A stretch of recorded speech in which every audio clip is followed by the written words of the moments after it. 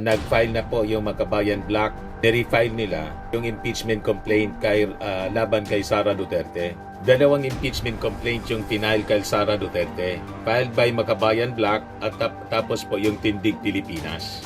Ito yung grupo ng Makabayan Black kanina, mga kababayan. Impeach Sara Duterte. So ang latest ngayon, mga kababayan, the House Committee on Justice has voted 46-1-1 that impeachment complaint versus President Bongbong Marcos filed by Attorney Andre De Jesus is sufficient in form. So nagbotohan na po, mga kababayan pala. Ito siya. Live. Indeed, wala. Therefore, insufficient ang form na pinapaliwanag dito. And therefore, Madam Chair, I check. Nagpapagang mga balita at pagtalakay sa mga isyu ng lipunan. Bulsa! Opinyon, banat at paglalantad sa katotohanan. Bulsa! What you see is what you get. You decide. Ito po, mga kababayan, si Dante Maravillas. As you know, naka-live ngayon yung Committee on Justice para po sa pag-take up ng impeachment complaint laban sa ating Pangulong Bongbong Marcos. Abang kanina, nag-file na po yung Makabayan Black. Nirefile nila yung impeachment complaint laban kay Sara Duterte. Dalawang impeachment complaint yung final kay Sara Duterte. Filed by Makabayan Black at tapos po yung Tindig Pilipinas. Ito yung grupo ng Makabayan Black kanina, mga kababayan. Impeach Sara Duterte. Nakalagay sa mga dala-dala nilang placards. Sa bond paper lang nakasulat, Impeach Sara Duterte. Grupo ito ng Makabayan Coalition. Lisa Masa, si Antonio Tino, si Colmenares, etc. Ito naman yung grupo ng Tindig Pilipinas sa pangunguna po ni second impeachment complaint filed against Vice President Sara Duterte at the Office of the House Secretary General citing alleged misuse of confidential funds. Yung dati po, led by Tindig Pilipinas convenor Kiko Aquino D. and religious leaders, the coalition lodged the complaint endorsed by Akbayan Party List Representative Percy Sindanya and ML Party List Representative Laila de Lima. It followed an earlier petition by progressive groups endorsed by Makabayan Black. So kung dalawa, mga kababayan, yung impeachment complaint na dinidinig ngayon laban sa ating Pangulo filed by the same group, Makabayan, tapos yung una, yung private complainant, yung abogado po laban sa ating Pangulo, dinidinig na ngayon po ng House Committee on Justice. So ma-action ngayong araw na to, mga kababayan. Dinidinig yung impeachment complaint filed laban sa ating Pangulo, determining kung ito sufficient in form, in substance ng Committee on Justice. Tapos si Sara Duterte, nirefile na po. Hindi na inabot po yung hindi na inintay yung February 6. Ngayon na, final nila, akamaunan pa daw ng bugo impeachment complaint. So ang latest ngayon, mga kababayan, the House Committee on Justice has voted 46-1-1 that impeachment complaint versus President Bongbong Marcos filed by Attorney Andre De Jesus is sufficient in form. So nagbotohan na po, mga kababayan pala. Ito siya. Live ito, mga kababayan, Committee on Justice. If you have the same copies, because We are supposed to have the same copies, but nonetheless, we are flashing this page on the screen that contains the jurat. because that's right. Subscribe and so on too. That So, is a jurat. ang It's hearing not na to, a petition. Go to the next page. Yung impeachment It is correct. complaint laban sa ating That Pangulo. is correct. That's why I'm asking. Do we have the same copies? Yes, I think we have. The answer is yes. Then Congressman Rodriguez. We're supposed to have the same copies. So therefore, there is no jurat. There's no only jurat. So therefore, there is no sufficiency in form. Yung second complaint dito, mga kababayan, The chair examined filed ng the Makabayan na yata to. complaint, but prior to this jurat, there is a verification signed by the complainants. Yes, but no Although it doesn't notarizations. Therefore, it is not serving. It's not public record. It is not something to bind us. because there is no after the signature. We will be suspending to check the copy of Substance yata kasi sandali lang po. Yung kanina, dinetermine nila kung sufficient informed. So, pinagbotohan, mga kababayan, after the presentation, nanalo yung boto, 46-11, that the impeachment complaint laban sa ating Pangulo by Attorney Andre De Jesus sufficient informed. So ngayon, ang pinagdidibatihan pala, kung if it is sufficient in substance. Doon na sa substance po, nagtatalo sila ngayon. Ay, ito po. The copy that I have, and I guess the other members would have that, really contains a verification page. Kindly speak closer to the microphone. I see that there is a verification page alleging the necessary facts there in accordance with Section 3, Rule 2 of the Rules of Impeachment, Rules of Procedure in Impeachment Proceedings. That it is that complainants or the complainants read and understood the contents thereof, and that the most important, the allegations therein are true and correct of our personal knowledge or based on authentic records and documents. That is the needed allegation or averment in a verification. The number 4 and number 5 not necessary anymore. It's actually required in the certification. So if it's a verification and certification requirement, then we can consider number 4 and number 5. Yung sa Makabayan Block na to, TD Casino, yung pangalawang impeachment complaint na to, pinag-usapan. The allegations are true and correct of our personal knowledge or based on authentic records and documents. I see it here. There is a verification duly signed by all the complainants. Sabay-sabay kasi na tinitake up mga Honorable kababayan. Rodriguez? I have read that. It is after the verification of the endorser. So I think Here, just verification, signature, there's no notarization. if it is sufficient in informed, yung pangalawa pala to, Can you post those two? Because I have read this for the past week. And sabay-sabay na yung unang para baka malito kayo. Yung una, yung first impeachment complaint filed by Attorney De Jesus, sabay kasi nilang tinitake up. Napagbotohan na kung sufficient mga kababayan informed. And it was determined that it was sufficient informed. That's the first complaint, impeachment complaint. Pangalawang impeachment complaint, dinidetermine ulit po if it is sufficient informed. Yung second impeachment complaint po, filed na ng Makabayan Block. Ito ngayon nagdidebate sila, hindi pa po nagkakabutuan ngayon. So ito, pakinggan natin mga kababayan, yung sinasabi ni Rufus Rodriguez. certainly we wish to hear it, but if it is insufficient informed, it cannot go. So look first at the jurat. At the end, verification should be at the end of the complaint. So, defective yata. It is personal knowledge or it's official. If you say personal knowledge or authentic records, that's fine. That is our civil procedure and our criminal procedure. But here, if you will see the verification, Mr. Chairman, Magaling na Mr. Chair, abogado to. the Top notcher, verification bar top notcher itong has si no Rufus. signature of a notary public. So there is no sufficiency informed. Ini-question niya. Which is No attached sufficiency to the informed document. sa kanyang tingin, sabi ni There is Rufus. none. There is Itong no second impeachment complaint. notarization. Madam Chair. Madam Chair. Madam Chair. Madam Chair. Honorable Vice Chair Kit Flores. I is the copy of the Honorable Rufus Rodriguez. Does it contain the last page, sir, where there is that page is attached? Yan o, pinapakita po. Secretary, kindly double check the They copy. failed to No, Madam Chair. the notarization is on the jurat. On the last page. It's on the jurat. And the jurat is not a verification.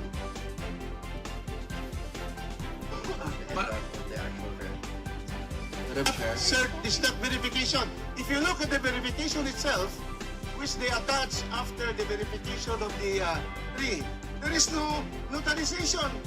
After Kathleen De Guzman, no notarization. So how can there be a valid verification? Madam Chair. The page before that, Congressman Rufus Rodriguez also includes, can we flash the page before Ang that? JORAT, ang ibig sabihin po, yung tao who has taken an oath Let us... or who performs a duty or on oath. Example, a juror. Yan ang ibig sabihin. Flash the page before that. Vice Chair Tumogan, we will call you after we have flashed that page containing the jurat. May I know if we have the same copies? Because We are supposed to have the same copies, but nonetheless, we are flashing this page on the screen that contains the jurat. because Yeah, that's right. Subscribe and so on too. That is the jura. It's not a verification. Go to the next page. It is notarized, correct? Go to the that is next page. correct. That's why I'm asking. Do we have the same copies? Yes, I If think we the have answer the is yes, then Congressman Rodriguez. We're supposed to have the same copies. So therefore, there is only no... jurat. There's no... Only jura. So therefore, there is no sufficiency in form. The chair examined the copy of the complaint, but prior to this jurat, there is a verification signed by the complainants. Yes, but no Although it doesn't notarization. Therefore, it is self-serving. It's not public record. It is not something to bind us. Because there is no after the signature. We will be suspending to check the copy of the Honorable Rodriguez. Ito kopya ko. Hearing suspended. So basahin natin yung mga reactions ng mga tao. Sabi ni Christian, sufficient but not as substantial. Sabi ni Ronald Mariano, may substance ba? Sabi ni Michelle Pinta, scripted yan.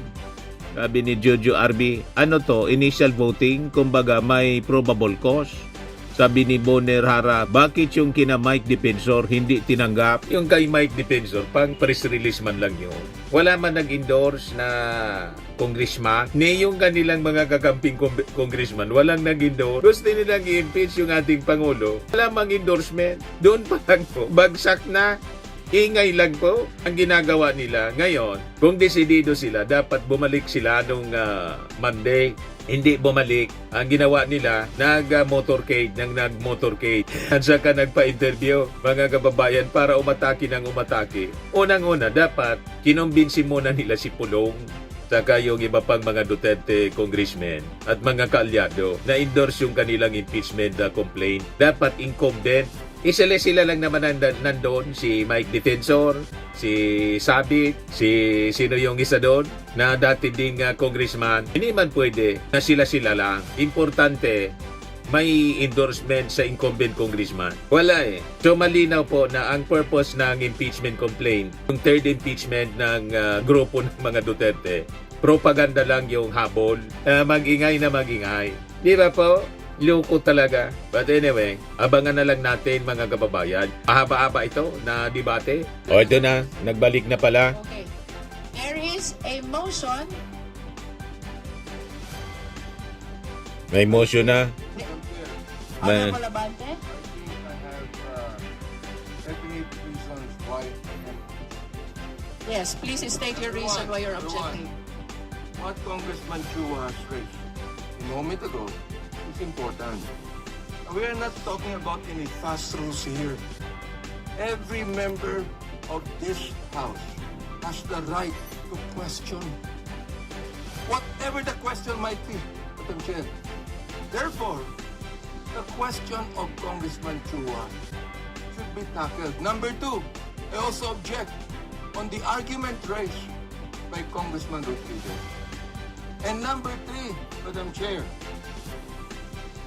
nakita ko po dito, in-exhibit nila yung competent evidence of identity. Pero wala po dito yung documents. They are indeed taxpayers, Madam Chair. Sapagkat nakalagay sa endorsement, they should be taxpayers. Therefore, I question if all of these 36 complainants are actually taxpayers. Kung taxpayers yan, dapat mag-submit ng document yan dito na sila ay taxpayer. Correct. If indeed wala, therefore, insufficient ang form na pinapaliwanag dito. And therefore, Madam Chair, I object. We are noting the explanation of the Honorable Abante with regards to his objection. Nonetheless, we shall be proceeding to vote on the sufficiency in form of Masa et al. Complaint. Yung sa There Makabayan is a Black po yan. motion to declare Masa et al. Complaint Point of order, sufficient Madam and Chair. form. Point of order. The same has been objected to. Point of order. Those who are in favor, we shall now divide the House. The Honorable Ridon. Who has seconded the motion, Madam Chair? Who has seconded? It hasn't been seconded. It's Kong Noy Defensor. Because I heard a lot of second. Okay. So we shall now divide the House. Those who are in favor of the motion, please raise your right hand. Yan, marami. Binibilang po, mga kababayan.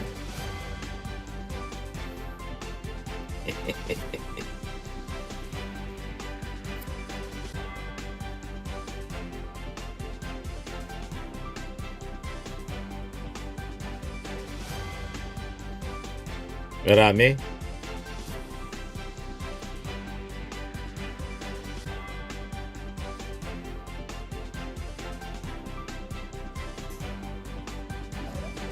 Favor of the motion, please raise your right hand. Continue.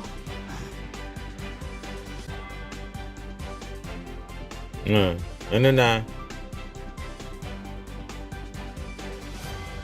Yung hindi in favor. Promotion. Those who abstain, please raise your right hand.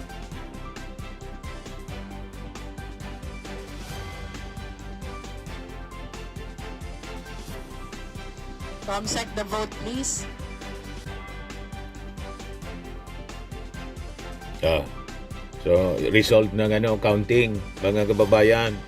35 in favor. 35 in favor. 9 against. And 1 abstain. The chair declares the Masa et al. Complaint sufficient in form.